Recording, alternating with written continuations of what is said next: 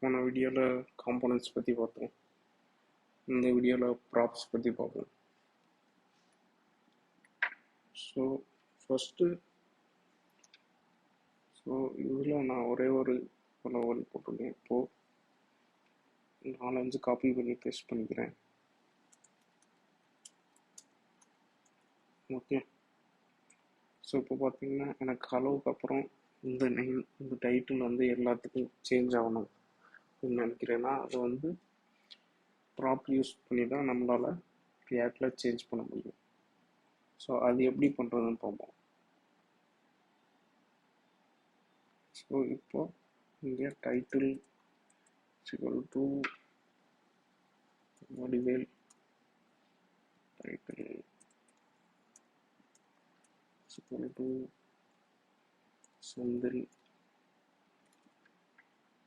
Title to Rajan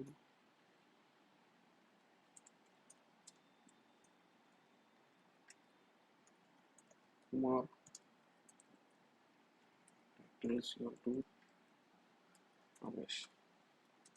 okay.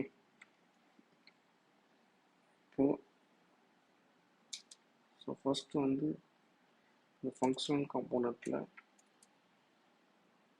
First argument with props அப்படின்னு கொடுப்போம்.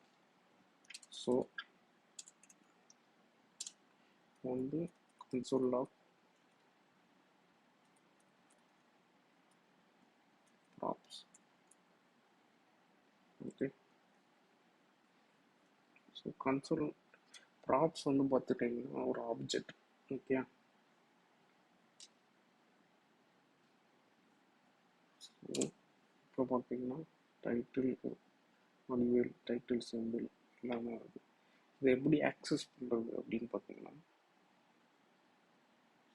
ரொம்ப சிம்பிள். ப்ராப்ஸ் டாட் டைட்டில் கொடுத்தீங்கன்னா ஆக்சஸ் பண்ணலாம். இந்த வேர்ல்டுக்கு பதிலாக நான் ப்ராப்ஸ் டாட் டைட்டில். ஸோ நம்ம ரியாக்டில் கொடுக்கும்போது கர்லி பிரேசஸ்க்குள்ளே கொடுக்கணும். ஓகே.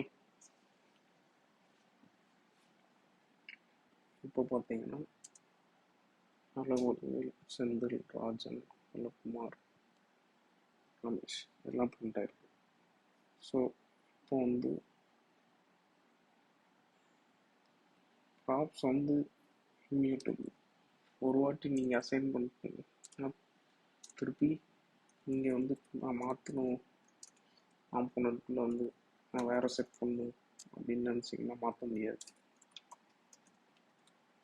ஒன்லி ஸ்டேட் தான் உங்களால் மாற்ற முடியும். நெக்ஸ்ட் வீடியோவில் ஸ்டேட் என்னென்னு பார்ப்போம். இப்படி போட்டிங்கன்னா உங்களுக்கு எரர் வரும். You can't assign read only property. So அதை நம்மளால் ரீட் பண்ண தான் முடியும், செட் பண்ண முடியாது. cannot set property inside component. Okay. So that's friends props. Next video state and